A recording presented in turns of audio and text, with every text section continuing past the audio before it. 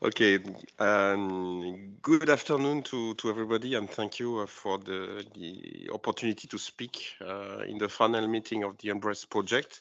This event comes also after 2 days the European Days for People with Disability conference hosted by the European Commission. And what I can say that foster the inclusion of children with intellectual disabilities in early childhood education and care is more relevant than ever. And I will be very happy to hear about the presentation of the four projects resulting from a huge work. I would like to start by thanking the European Association of Service Providers for Persons with Disabilities for all of this work, and Mr. Thomas Bignal, and introducing myself. So my name is Christophe Lefebvre. I'm chairing the permanent group on disabilities rights of the European Economic and Social Committee, ESC. And so we are very pleased to host that kind of project. The ESC is a consultative body of the European Commission, the European Parliament, and the Council of the European Union. And this committee represents the organized civil society at the European level and contributes to its involvement and participation in all the European Union decision-making process. So in this institution, we have employees, and civil society organizations that are equally represented in this institution. And its final position in all of our work is the result of a dialogue and compromise among different views. I told you that I was chairing the permanent group on disability rights. We represent persons with disabilities in a platform for debates and provide input to the European Commission on the implementation of the United Nations Convention in the European Union member states. So this committee has been extensively working on skills and employment through many opinions, as well as through the activities of the labor market observatory. And for this year, we have a specific group of members that have been appointed to coordinate our activities in the European Euroskills. I made the link between the childhood and care and the child care, and of course about disability in a cross-cutting element.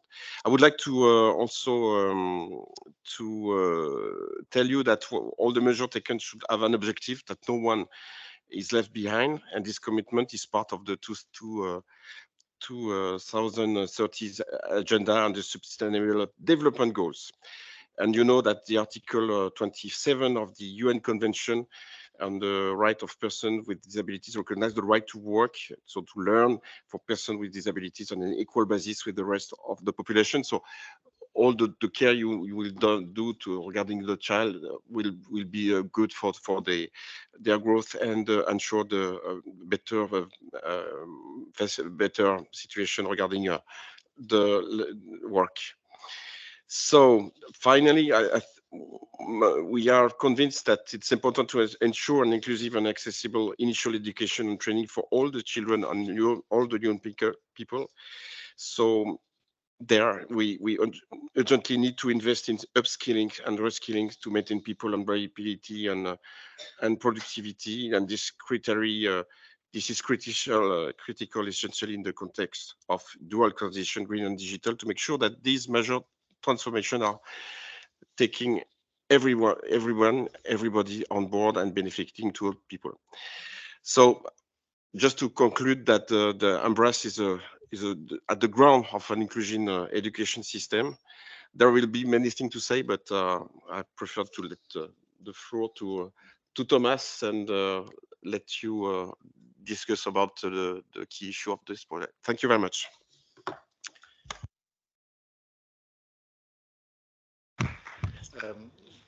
Mr. Lefebvre, thank you very much for your words and for making the connections between this project and how it relates to the future lives of young people as they grow up and grow towards adulthood. So thank you very much for that.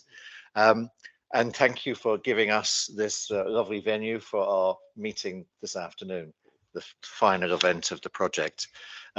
I'm not Thomas, actually. I'm James Crow. I'm president of ESPD.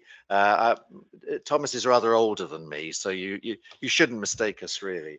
But I'm here for the European Union conference concerning the Day of Disabled People in Europe. And it seemed, between Thomas and I, it seemed like a good idea if I came along to this project conference whilst I was here in Brussels. And as it happens, it's a topic that is very close to my heart. I spent my professional career in Wales, and for those of you who know Wales, you may know that there are two languages in Wales. There's English and there's Welsh. And I was very proud. One of my proudest things was that there were two very strong playgroup movements in Wales. So that's for children from, say, 1 year old up to 4, who would go to a playgroup before they went to formal school and formal education. And there was a strong playgroup movement for the Welsh language organizations and a strong movement for the English language playgroup associations. And they didn't really get on very well together. There was quite a lot of rivalry. But I managed to, and there were lots of good people in both organizations, I should add, but we managed to get everybody to work together for the greater cause of integrating, including young children with disabilities into their local neighborhood playgroup, whether that was Welsh language or a speaking playgroup or an English language playgroup. And I was really delighted to have achieved that because it was quite difficult given some of the history between the two organizations. But they buried their differences and it was a fantastic scheme. And I think it meant that children who were disabled wouldn't have to go many kilometers away to a special facility. They would go to their neighborhood playgroup. There was extra resource put in, funded by the Welsh government, to allow extra assistance to be engaged. And really, it meant that they formed friendships with the children of their neighbors. It made all sorts of multiplier effects in terms of once those connections had been made. And I think, so that's why I'm delighted to be here to say a few words about this project at the beginning. But also we need to give some thanks. But it's really good to see what you're seeking to do, because many of us have concerns about what happens to adults with disability, to what extent they're included in society. But the battle has almost been lost if children are not allowed to live in an inclusive environment and grow up in an inclusive environment, where it's much tougher to actually achieve inclusion if you're trying to do that in a way when the child has been separated from early years into adulthood. So your project and the work you've done and the products we're going to be hearing about, the tools that you've developed, where I'm going to be really interested to see and hear them. Particular thanks, I think, go to Jolanta and also other members of the partnership. We know that you're the leaders, but in ESPD, we're very pleased to be participating and assisting with the project. And delighted to welcome our colleague from the European Commission, Miss Geraldine Libreau, a significant position within the Directorate General for Education and also for including Erasmus within her scope. So she has a grasp both of the policy actions that we want to see happen around inclusion, but also the practicalities of many, many Erasmus projects which benefit children and adults with disabilities. So delighted that you've made time to be with us here today. And now I can perhaps pass to my senior colleague here, Mr. Thomas Bignell. Just wanted to say what it's one of his first public appearances as our new Secretary General, and I'm very glad to be able to share a platform with him today. And I think there's probably a couple of things you'd want to add in terms of introduction. So, but thank you. Thank you, everybody. Thank you very much, Jim. Thank you also, Mr. Lefebvre. So yes, indeed, this is my one of my first speeches as the new Secretary General of ESPD, and I'm particularly happy that it's on this very important topic. When I started at ESPD 10 years ago as a trainee, the topic of early intervention of children was to be honest, quite low down on the list of priorities at ESPD, and what we've seen over the last 10 years. In large part down to members who were pushing this agenda, but also down to members of staff who've made an important step. ECA has become, one of the top priorities, and ECEC as a whole for us, and I think that's the right step. Jim mentioned the importance of being able to access childcare and nurseries and kindergartens for young children with disabilities. And I think I would like to maybe add to that the huge impact that inclusion can also have for the children without disabilities. If I look even within the office, for example, attitudes of my colleagues, of my Italian colleagues, for example, around disability, because there is inclusive education, is far more advanced than it is for my own, where I was brought up in the UK and in France, and I didn't have at least knowingly have disabled colleagues in my or pupils in my classroom. And I think that really does affect us moving forward, how we look at diversity, how we look at values, how we look at all these elements. And so that's why it's so important to get this right at the very young age. Let's get back to the conference itself. So this is the final conference of the Embrace project, which is effectively to create practical tools to foster the inclusion of young children with intellectual disabilities into nurseries and kindergartens. There's a huge range of outputs that have been created to really help organizations do that locally on the ground in the best possible way. It's really learning from each other around Europe, which is really very much needed. The conference format is hybrid, meaning that we have, I think, over 200 people who registered online to follow us. So hi there, nice to digitally see you all. I can imagine you all behind your screens. And thank you very much for joining too. And we also have, of course, a high number of people in this room. Jim recognized and expressed gratitude to the speakers. Of course, I will do the same. But really what we want to achieve in this meeting room today is to explore and discuss the practical tools. Can they work? Also to reflect on the current challenges and maybe around the role of the European Union in facilitating inclusion in childcare. Of course, most of this responsibility is national level, regional level, actually very often local level, but is there a role for the EU, and what is that role? And of course, to be able to have that discussion, we need to make it sure that it's an active discussion, an active debate. So I'm sure there'll be time for questions and answers and so forth. That's it from us three. I think now let's go down to the real experts. Yes, and I think it will be Irene. We have Jolanta who will be introducing the project to us. Jolanta, if you could come up. Thank you.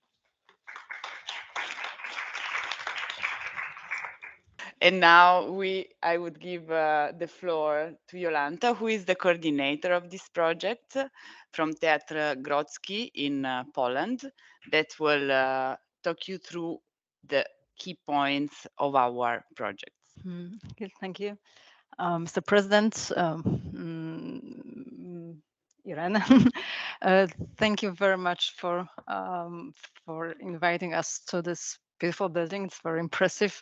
I just want to share with you that for me it's very touching to be in Brussels after almost 20 years of joining the European Union and studying even European relations. It's been the first time I'm here. So yeah, very touching moment for me. So we've been, I had the pleasure to coordinate the project called Embrace together with my colleagues from 5 other European countries. Right.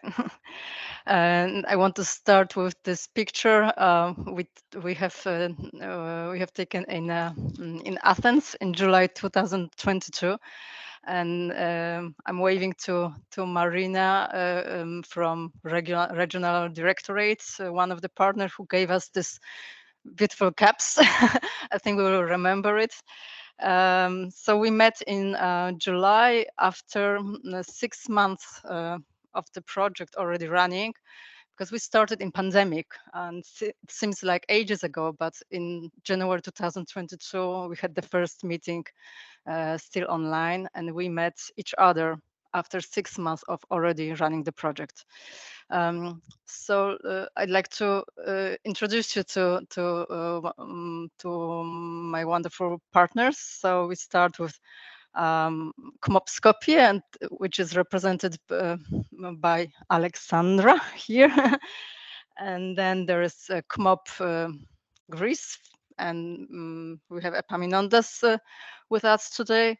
And then there is Emphasis Center with represented by Kristalla, Regional Directorate represented by Marina. I'm sure she's with us online today, and the host, which is ESPG with Irene. All right, so the next. No. All right, so the key objectives. Can you help me with the presentation here? All right, here. Okay, so the overall objective of the Embrace project was to contribute to the enhancement of the quality of early childhood education and care. And just like it was mentioned, that it's very important, the age of this preschool children is important to start inclusive environment. So we wanted to promote the inclusion of children with intellectual disabilities.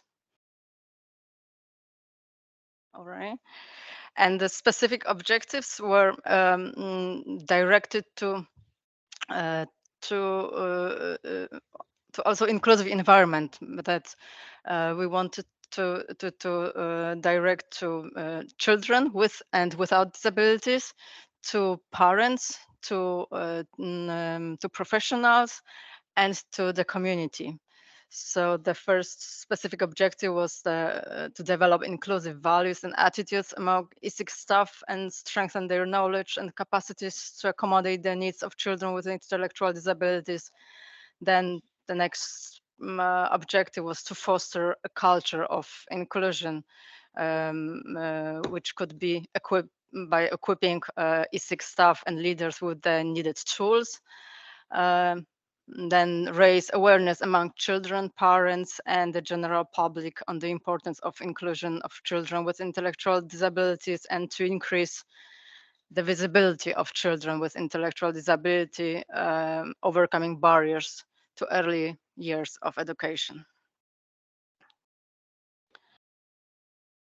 All right, and we have done it. We have done it by with 4 main actions. We started with the research, with making analysis in 5 countries, and we've developed a transnational report which provided this critical analysis of the opportunities if on the European level. Then we designed, developed, and piloted, which is important, and the e-learning course for ESIC staff. And it will be both of these actions will be